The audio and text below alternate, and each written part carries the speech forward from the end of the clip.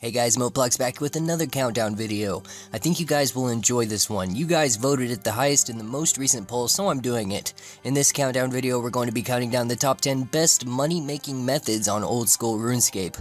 Also, there will not be a poll in the description of this video. I've decided to stop doing the poll every now and then, just so the next video might be a surprise for you guys once in a while, and so you guys can suggest whatever you want me to do in the next video too sometimes. With that being said, let's get into the countdown. Number 10, Zamorak Wines. This method only requires 33 magic, and the items you're going to be needing for this is an air staff, some law runes, and some water runes. You can get a loot bag also if you choose to, ultimately increasing your GP per hour rates. If you don't know how to get a loot bag, basically you can just kill the Chaos Druids in the low-level wilderness areas, and they will more than likely drop it within your first 20 kills or so. Also, I highly suggest using the OS Buddy client because it allows you to switch worlds instantaneously, further increasing your GP per hour double what it might have been without using it. Basically, it's pretty simple. You telegrab the wine and hop with the OS Buddy client and then grab the wine again and so on and so on.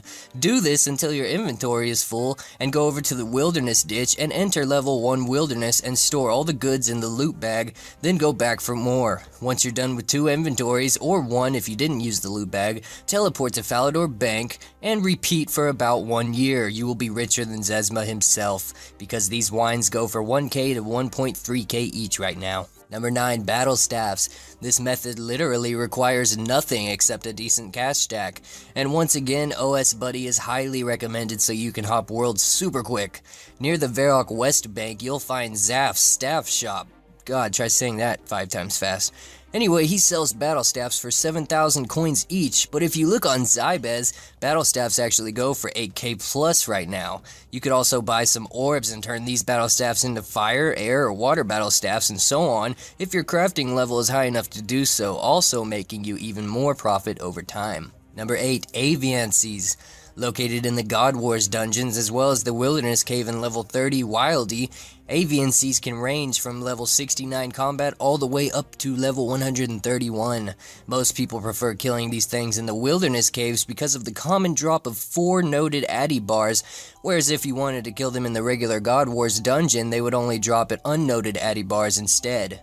If you're going to kill these things, you can only use magic or range because melee won't work on them since they're flying too high in the sky for you to be able to reach them. It's also suggested to use a looting bag for the poison rune daggers they drop because you can out them for 9.6k each too. You need at least 60 strength to be able to move the boulder to get to them, and if you want to do these things, the best way to not get PK'd by a team would be to use the PvP worlds since most PKers don't really camp here on PvP worlds. And also, if you don't bring an armadillo item or any other god item for that matter, you will find out that all of the monsters within the cave will want your body and rape will be most imminent. Number 7, Ents. Located just northeast of Edgeville and straight north of the bar located right by the Wildy Ditch in Varrock, these creatures can reside in level 12 Wilderness and you will hardly ever see any PKers here. If you do see that heart-racing white dot, you can just teleport out immediately since you are under level 20 Wilderness. Or you can run through the trees if you get desperate to try and lose your attacker also. These things are extremely weak to range, and not a lot of food is needed for these guys because you can safe spot them with ease, so don't let that 101 combat level scare you. If you have 75 woodcutting or over, once you kill them, you can use an axe to carve their dead trunk and receive all types of logs ranging from regular logs all the way up into magic logs, but ultimately if you are over 75 woodcutting, magic logs will be primarily what you get from them. It's a great money maker that few know about and almost nobody uses.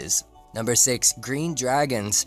Preferably, you'll want to use the Green Dragon spot located just northwest of Edgeville, due to the area only being in level 12 to 15 Wilderness, as well as the entire area only being 1v1 if you do happen to come across a PKer. A looting bag is highly recommended here since you are in the Wilderness, and of course don't be a noob and forget your anti-dragonfire shield. These things are level 83 and too easy to kill if you have at least 60 plus in all your combat stats. Probably the most dangerous part about this method is running back and forth to the area, because really the only threat you're more than likely gonna find here is the amount of bots stealing your kills, but I guess you could always smack them with your whip once and have them teleport away anyway. Number 5, red chins. I'm not going to use black chins because basically you will get PK'd if you go to black chins nowadays. But anyway, if you have level 63 hunter, you can start hunting red chinchompas with 4 traps. Once you get to level 80, you can lay 5 traps. Laying 5 traps will obviously increase your money per hour, as well as having a high level too, because you'll catch more the more you level also. Red chinchompas can also be sold right now for 950 coins to 1k coins each, and apart from that, this method is pretty straightforward. There's a lot of focus and clicking needed, but this is one method that will seriously make you a lot of bank if you are absolutely bored and have nothing better to do in RuneScape and want to earn some fast cash money dollars for that wooden shield. Number 4, teleporting tabs. It's recommended that you have at least 25 magic and 40 construction for this method to be able to make Varrock tabs, which I believe they sell for the highest right now, as well as hiring your own personal slave, I mean butler, because he can unnote items for you. Also, I should mention, to actually be able to have the butler, you need a house with a bedroom in it, with a bed in it also for him. If you have 3k fire runes, 1k air runes, 1k water runes, a lectern, 1000 soft clay, and as well as 100k cash in your inventory, then you are golden. You can literally stay in your house without ever leaving to make your 1000 Varrock teleporting tabs. Making 500 usually takes you around 40 minutes, so basically you will maybe make 700 to 800k in an hour and 20 minutes if you focus on mastering this method. It's also semi-AFKable too, which can be good if you want to watch Game of Thrones, because that show is awesome, and you will be awesome too if you watch it. Number 3, staking. Just YOLO after YOLO after YOLO. Just kidding. The real number 3 is blue dragons. Mainly because they are 100% completely AFKable and you do not even need to use food. Grab your best range gear with an anti-dragon fire shield of course, and some Falador teleporting tabs. You can camp here all day long and it's not actually bad ranging experience either like most people think. I actually love the blue dragons because it's a really relaxing way to play the game, knowing you're becoming more badass in range because you barely have to look at the screen. And also if you have 70 plus agility, getting here is quite easy as that pipe does come in handy. They occasionally drop rune daggers and I recommend picking those up too. More often than not, you will also find some bots here. They usually don't pick up their dragon hides either, only just the bones, so there's free loot usually here too from time to time because of poorly scripted bots. Don't let that level 111 combat scare you either, because these guys are just giant blue noobs. Number 2, rune crafting nature runes. Only requiring level 44, this has got to be one of the best money-making methods in the game if you have the patience for it, and don't mind focusing on the game, although over time it can become easy to learn how to AFK this method. Rune crafting pouches are highly recommended, and if you grind enough to level 91 rune crafting, you can literally make almost 1 mil coins per hour with double nature runes.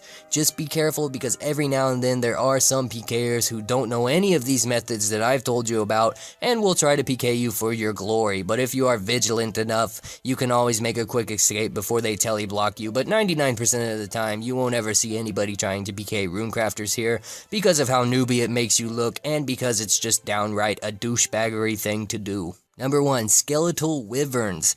Be prepared to use a DFS, elemental shield, or a mind shield if you plan on using this method. Otherwise, these scary things will hit you for a 40 almost every single time. It's recommended to have all 80 plus stats in combat or 80 plus range before attempting these guys, and you also need to have at least 72 Slayer to be able to kill them, but boy is it worth it. My friend sent me this picture literally yesterday, and here's the loot he got from 388 of these things. He said it took him around from 9 AM to 5 PM with little focus, and that all this loot was somewhere around the 5 mil, 6 mil area. Wyverns also have a chance of dropping elite clues and draconic visages, which in my opinion makes them the best method to use for cash in the game right now.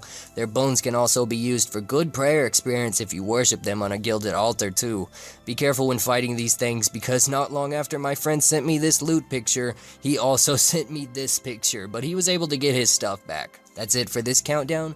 Thanks for watching. I hope it helped you guys, and if it does, please leave a like. Keep those suggestions coming since there is no poll this time around, and I will talk to you guys later.